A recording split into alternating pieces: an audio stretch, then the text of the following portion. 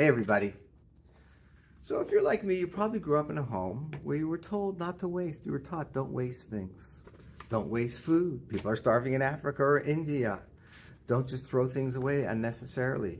Paper plates? Who used paper plates? Use a regular plate. Wash it afterwards. And so this thing is kind of like embedded in a certain sense in Jewish culture. Not to waste things. Tea bags. You wouldn't use a tea bag just once. I remember on the counter, the tea bag was put in a little thing. You use it a second time, a third time, till it really didn't make such good tea anymore. My wife tells me that in her family, they would save aluminum foil. This idea that we grew up with, not to waste, and it's a cultural thing, it actually has its origins in the Torah. Origins in the Torah, that's where it comes from, that's the source, and it's from this week's Torah portion, where the Jewish people are told, when they go to war, in the event that you're going to war and you're besieging a city, the Torah tells us that you should not destroy any of its trees by swinging an axe against them. No, you should eat from them and not cut them down. That in a war situation, we normally think of like, do anything and everything that's necessary and just like wipe out whatever we want to. It's in a war, license to kill, destroy. That's the mentality, that's the thought process. Even in that situation, the Torah is telling us to be sensitive to not destroy and waste gratuitously and unnecessarily. All the more so in our everyday life. And the Sefer Chinuch, the book that goes through the 613 commandments, he says, yeah, even if it's kedei lahatzer la'anshe ha'ir lahachiv libotam, that even if you think like this is going to psychologically break them, you still can't do it. You can't do that. You have to be sensitive to the trees, to things, destroying things unnecessarily.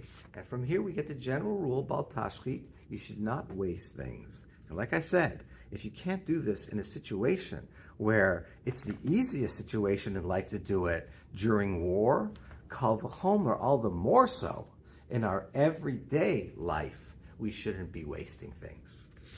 So what's the idea behind it? What's so wonderful about this, other than saving the environment, which is probably the earliest example of environmentalism ever in history? This is from the Torah thousands of years ago. So why don't we do this? Again, the Sefer Chinuch tells us.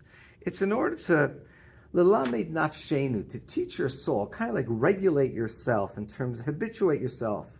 Le'ahov hatov, that you should love good, v'hatoelet, and productive, beneficial things. You should love that stuff. And then he goes on and explains that real righteous people, they wouldn't even waste a chardal seed, a mustard seed. They were so sensitive that they wouldn't take the attitude of, who cares? It's a few pennies. What's it worth? It's not worth saving.